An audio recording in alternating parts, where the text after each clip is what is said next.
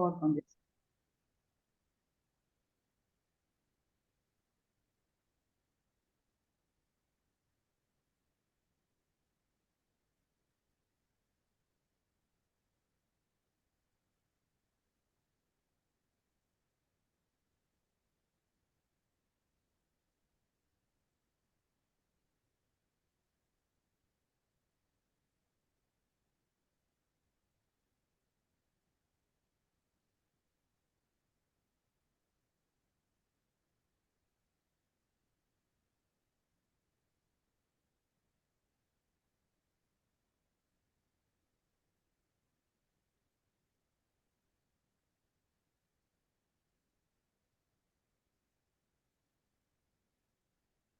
Yeah.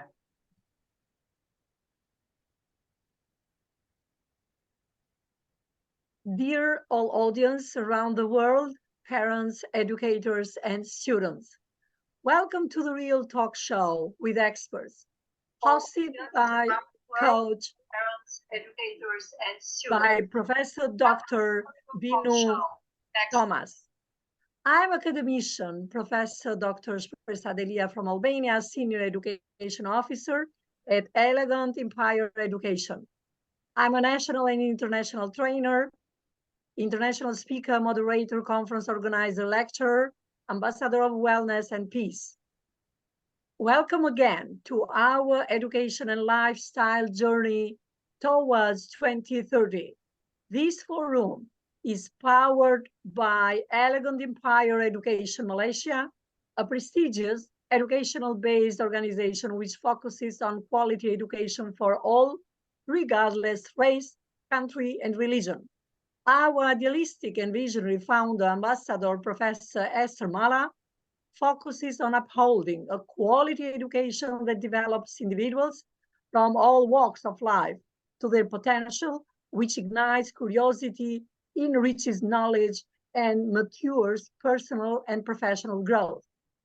Her vision matches with the mission of Elegant Empire Education as it curates a diverse range of online summits, workshops, webinars, and training sessions led by experts and outstanding leaders from various fields. Elegant Empire Education creates an inclusive and supportive environment, and by harnessing the power of technology and innovation, and through this platform, we aim to collaboratively organize educational events that will enhance knowledge dissemination, skill development, and fostering a lifelong learning global community. Elegant Empire Education strictly follows the slogan, quality education for all. Now the floor is given to the Professor Dr. Binu Thomas. She's going to introduce the prominent panelists as well. The floor is yours, Professor Dr. Binu Thomas. Thank you, Dr. Spesha, for the introduction for the event today. I am Dr. Binu Thomas from all the way from India, here to host the show here, Talk with Experts. And today we have a very good topic, which is very much appropriate for the present day. And we have two panelists, we are very lucky to have two panelists, one from Philippines, Dr. Cliff, and Dr. Rania Lambu from Greece. So to begin with, we have the first panelist, Dr. Cliff, who is a multi-awarded global educator and researcher from Philippines, multitask, excellent awardees, United Nations Economic and Social Council headquarters, Korea at Manila Heritage Hotel. And he is a great speaker here today. So the question I welcome on behalf of Empire Education today, this evening. Before we start the talk show, let me just tell you, we will give you the question, and you need to answer them within 3 to 5 minutes. And if the audience have some question, they will always post it in the chat box. So welcome once again, Dr. Cliff. I have the question for you. What are the implications of modern technology, that is the gadgets, for students' learning development in university? Dr. Cliff, most Hello. welcome. Yeah. Thank you and good day, Professor Dr. Bino Thomas and the rest of the brilliant panel here. First of all, I really would like to take this opportunity to thank all of you for the invitation. I might not be able to do that later, so I'm going to thank all of you right now. So regarding the first question, the different implications of technology towards learning among students, actually, there are really plenty. And while that may vary from one country to another, but I believe that there is a universal thread or a common denominator among all students regarding modern technology. Modern technology in itself is a blessing. I mean, with laptops, smartphones, cell phones, any other things, we need these gadgets in order for us to efficiently and speedily learn many things. While in the past, it would take a lot of time for us to learn a certain thing, perhaps go to the library, borrow books or textbooks, and read these books until midnight, perhaps burn the midnight candle, so to speak. This modern technology has made life far easier and more convenient. I think that's the most obvious thing. Library is already inside the internet. And I think that is a fact, right? We just have to type a keyword, a thing or two, and in a matter of seconds, the word or words are there, and thousands of researches around the world are before us. However, once the flip side is seen, there are also negative implications. We know that modern technology can lead to addiction. Even the word addiction in itself is negative. It implies there is no balance in terms of the way the students approach things. Once these students are addicted to these gadgets, then definitely the students will feel like they want to procrastinate, right? They don't want to finish the task because they have become addicted to modern technology. Another obvious implication is they will have a tendency to be lazy. And I think that is a given because modern technology offers a wide array of entertainment. And, students would be able to actually find these forms of entertainment addictive in themselves. So that's why if we just have the proper balance between the uses of technology, then we hope that it would lean more towards the positive uses of modern technology when it comes to learning. Thank you. Thank you, Dr. Cliff. We are extremely happy to listen to your views on this topic. As we know, he is an international awardee for the most notable professor in the social science, and the answer that he had given, I appreciate your professionalism and want to thank you for the points you made for the question that I have asked. Now, to the audience, if you have any question, please do give it in the put it in the chat box that we can discuss after the program is over.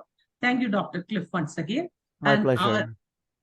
Our next panelist is an eminent speaker from Greece, Dr. Rania Lambu, who is an eminent innovative educationist, international speaker, motivational speaker, resource person, content creator, and she's also a STEM instructor at the Greek Astronomy and Space Company.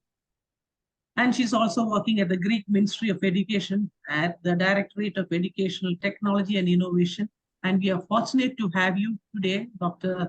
Rania Lambu, for in this eminent in this forum.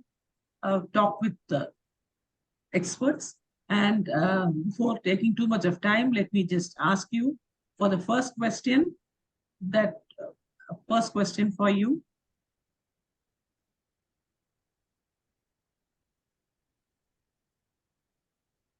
Can I ask you the first question? Are you ready with that? Yes, yes. One greetings from Greece to everyone. Okay.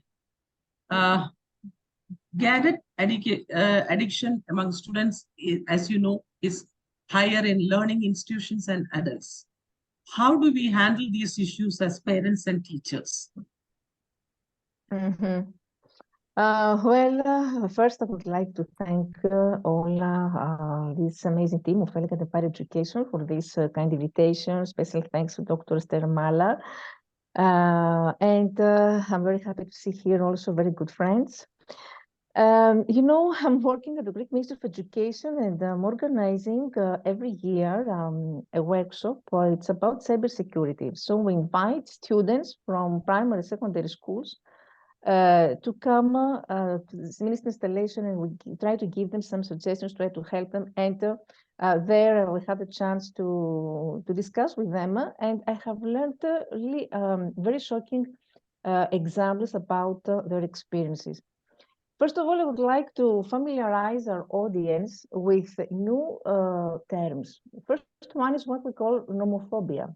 Is no mobile phone phobia, and the symptoms of nomophobia mirror the symptoms of an addiction or any other anxiety disorders. And this can include anxiety, can include agitation, sweating, etc. The second one is about feelings of missing out. FOMO, which actually has to do with the social media, the perception or the worry of missing out some information or messages that connects us to other people, to our followers. So this is followed by compulsive behavior to maintain these social connections. You know that 66% of the population worldwide suffers from nomophobia, and 66% also of people prefer to go out without their shoes instead of leaving their phone at home. So we're talking about compulsive behaviors. And now I also want to give you something before presenting my suggestions. That in Sweden nowadays, Sweden is one of the most tech-savvy countries in the world. Announced very recently that it stops digital, it removes, they ban the use of digital technologies in the classroom, and they return to all traditional books. This happened during this summer.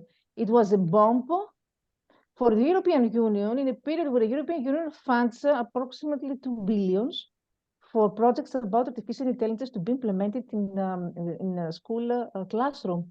So in this period now, we have seen that countries like Sweden and Netherlands also will follow this example. They start raising many serious concerns about the digital technologies and all these gadgets, especially if they are used in the classroom, because they have seen low performances in reading skills, mathematical skills, writing skills of children, low performances in competitions of PISA, and in general, of course, what we call addiction. Here in Greece, we have high rates of addiction in comparison to other European countries, and also the phenomenon of cyberbullying. So if we talk about parents, first of all, everything for me starts from the family. Of course, our role as educators is important, but first, parents, if we talk especially about little children, they need to monitor gadget use. It's important to monitor the user, to keep track of the amount of time, the screen time they spend on gadget and the content they access, because this will help to prevent inappropriate content or excessive use of gadgets. Many gadgets also come with parental controls that can be used to limit access to inappropriate content or set the time limits. So parents can use these controls to prevent gadget addiction and ensure the safety of the children. Definitely set time limits, as I said before, and create what we call gadget-free zones. This means set aside some specific areas of the house or some times of the day when gadgets are not allowed. For example, you can create a gadget-free zone, the dining area, or during family time, because this encourages children to engage more in face-to-face communication and reduce gadget use. Encourage outdoor activities because children need physical activities, not only children, adults also, for their overall development. Encourage children to engage in sports, in cycling, hiking, and promote other interests in general. That could be books, it could be art, music. In any case, foster real-life connections, maintain real-life connections by engaging in real-world social activities, and provide alternatives that could be with puzzles, that could be with board games or outdoor games. And of course, if the problem is worse, then we can seek for professional help. Here in the ministry, I want to say that we have many children who actually share their experiences, and all of this has to do with the addiction of social media. I have seen teenagers who are suffering from this fake world of social media. And what I'm trying to do here from my position as trainer is to help them realize that the world of social media is fake and narcissistic. I have seen children who, they don't feel, they feel depression when they don't get much likes. They feel jealous of a photo of other people who post luxurious cars, for instance. Many of them, some no filter, they're fake. So what I'm trying to do is to tell them about this, that this is fake. We had also the case of a student in a classroom who visited the Greek ministry, and we learned that she died because she tried to get a selfie in a dangerous place. So, she died, she killed herself. So these are things that show that we need to focus on real interactions. This is very important when we talk about not only to children, to adults, but also to anyone, to people at any age, to explain that all these filters usually are misleading. And of course, if we are the victims, then we need to stop comparing ourselves with others. We have to realize if we are cyberbullying, when we are cyberbullying, if we're being trolled, if we have lost the measure and we have all the symptoms that we're getting addicted. Of course, we talk about the family here. As a parent, we should remind them that we have the best interest in mind, that we want them to live a long, fulfilling life. Them what they need from us and offer to help them accordingly. So offer their input advice that we respect their boundaries and what they have to say, encourage them to share their feelings, and of course, set the boundaries, as I said before, invite always for open communication. If we want, because addiction usually disturbs and disrupts a family. So if we want to recover a family, we need to create a boundary which seems at first challenging, but it can strengthen the relationship between us and our loved person in order to start healing. Of course, usually these people, addicted people, need emotional support, starting from the support of parents. So parents can search different treatment programs here in Greece. I have mentioned many times that we have 500 people, children who are hospitalized because of internet addiction, and they can't get detached from the computer. They don't go to the toilet. They're so much detached. So this kind of treatment in the hospitals, and of course, what not to do is don't ignore the problem or make excuses. Don't to talk about parents. Don't make a habit of lending children money. Don't ignore their needs, and of course, be always there to support them. From the point of view of teachers, it's important to remember, of course, that gadgets are not bad, and their use can provide numerous benefits, such as educational opportunities, staying connected with friends and family, providing access to information. But as Dr. Cliff said, it's important to use gadgets in moderation and balance their use with other activities. In the case of Sweden, when we talk about this digital de-escalation, I believe that we need to find the golden recipe. What is the golden recipe? Is to combine digital technologies with traditional learning and moderate. Teachers should always try to monitor gadget use and encourage children to engage in a range of activities for their overall development.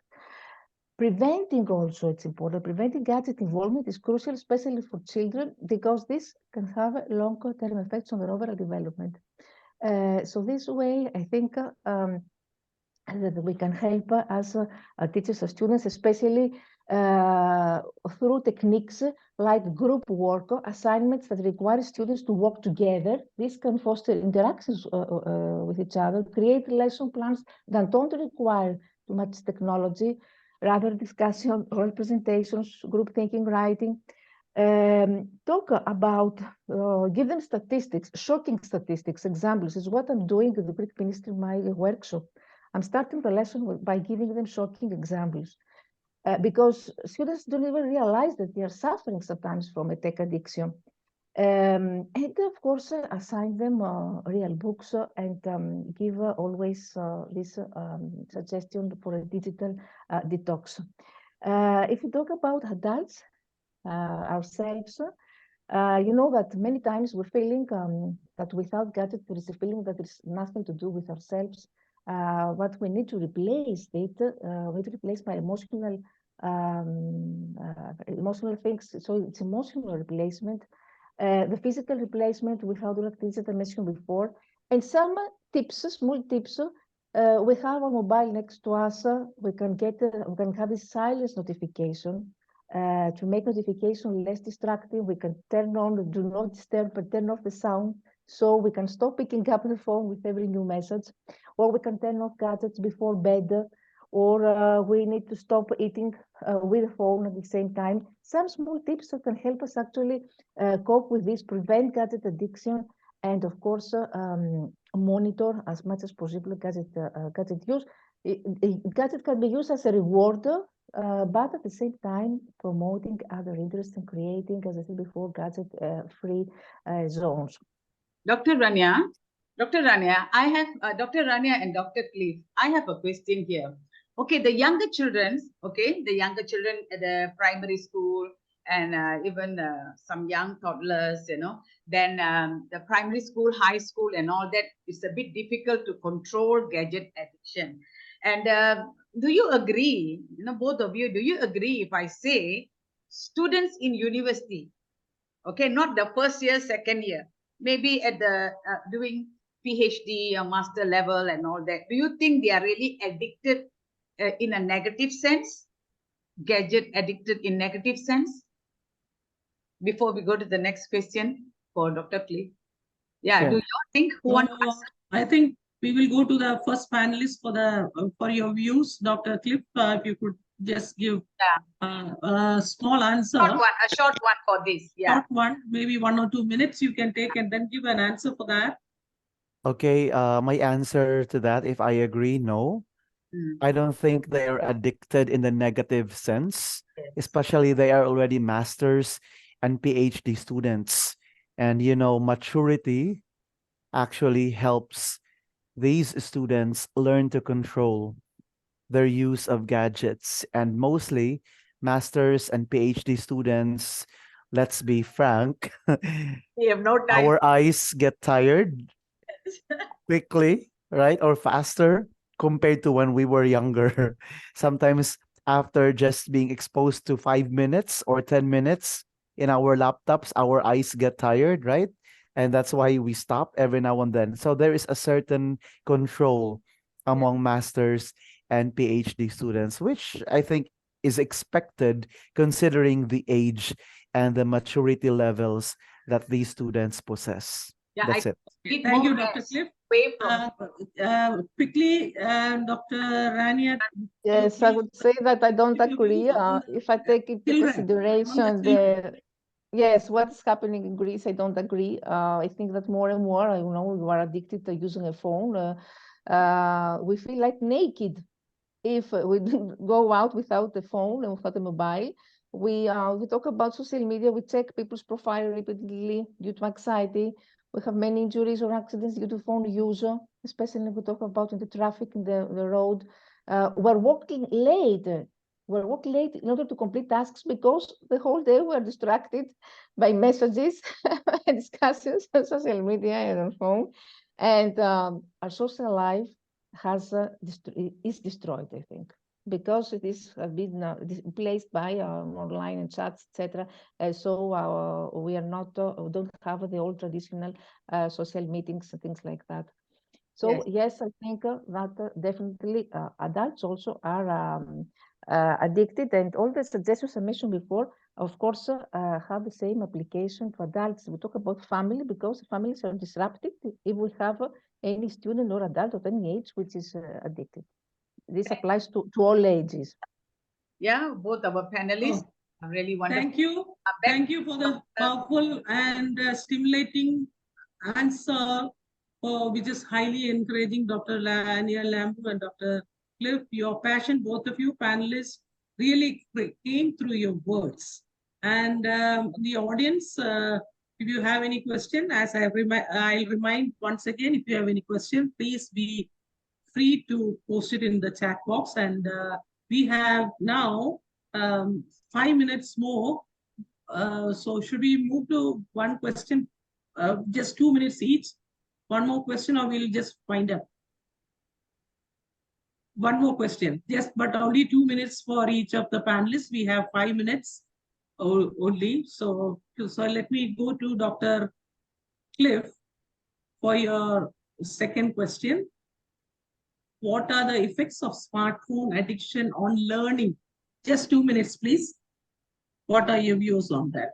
Okay, smartphone addiction towards learning. Well, definitely, as I mentioned earlier, laziness and procrastination, not only about the physical health effects of too much exposure, radiation, poor eyesight, even obesity, the physical health that goes along with smartphone addiction actually has probably long-term effects, not only in the physical, but even on the mental aspect, especially that these students, especially prolonged exposure to smartphones, letting them become more addicted to such, would have fewer and lesser or reduced attention span. And I think that is a given. And yes, and then just one more thing is that these students would actually crave more for that. It seems like their life becomes incomplete, incomplete without these smartphones, incomplete not in a spiritual sense, but incomplete in a temporary sense, that gap in their lives, that void in their lives without such smartphones in their hands or at their disposal. That's it.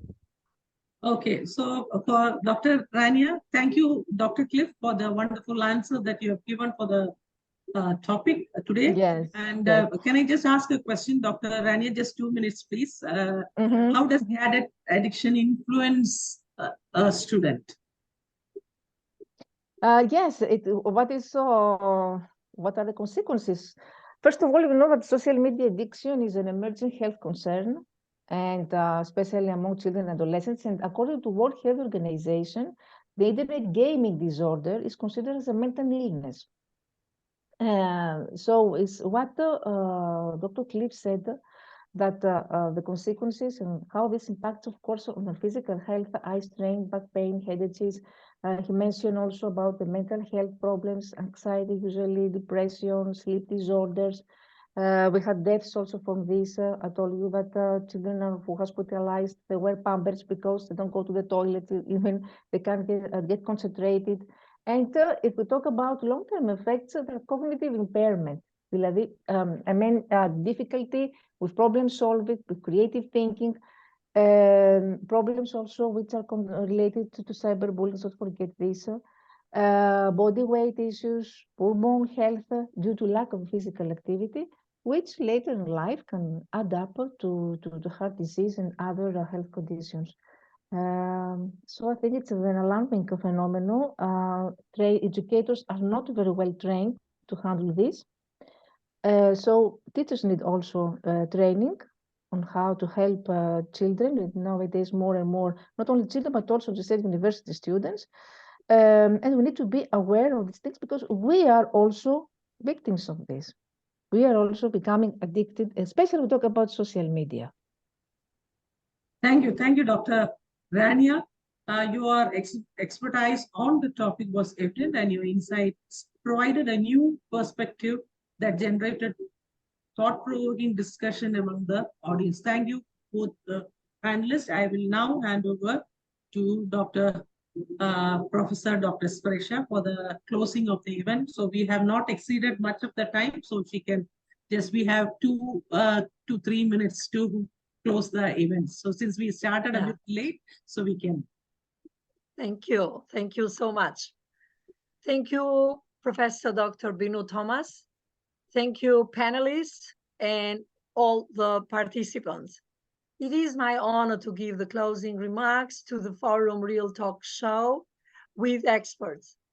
What a joy to organize this forum online and to be able to welcome experts and dignitaries in the field of education and in the field of how to use these gadgets, technology in our educational system, which is a good sign to collaborate together to enhance the education system globally.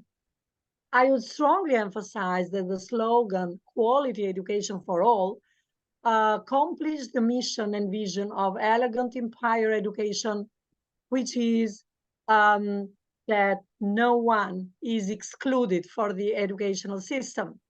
Thank you, Professor Cliff Lillingham, for providing us with the best techniques, how to use the smartphones effectively and also in everyday life, and why they somehow make students, especially the young learners, to be addicted to these gadgets. You also provided us with the latest tools to be used by students and especially master students, but also university ones who are more aware of how to use these gadgets and how how these gadgets affect their intellectual and mental life. You also presented the challenges that students, encounter nowadays, and we are aware of that. Also, I would like to thank Professor Dr. Rania Lampu for bringing on board the most important issue on the use of technology, especially by young learners, because this is a problem which is encountered by all the kids in the world, how they affect their health. And you also give us these solutions, like, for example, to give a kind of a gadgets-free zone to the kids or to the young generation. But this is done not only by parents. That should be done by parents, but also by the teachers in the schools as well. So during your talk, you address some suggestions to the parents and to the teachers, how to have a full control of their kids, of their children, of their students, when it comes to the use of technology for learning or for social issues, in order to make them be more useful people and human beings in the society. Before putting this forum into close, I would like again to thank our creator and the most important person, the most hardworking person, diligent one, our visionary founder, which we call the brain of elegant empire education, Ambassador Professor Estelle Mala. Thank you to everyone and to the audience, to the panelists, to parents, to the students who made their useful time to be with us tonight. Thank you so much. Thank you. Thank you. We could finish the program within on time. Thank you. Thank you. Thank you and goodbye for now. Thank you. Thank you. Thank you. Thank you.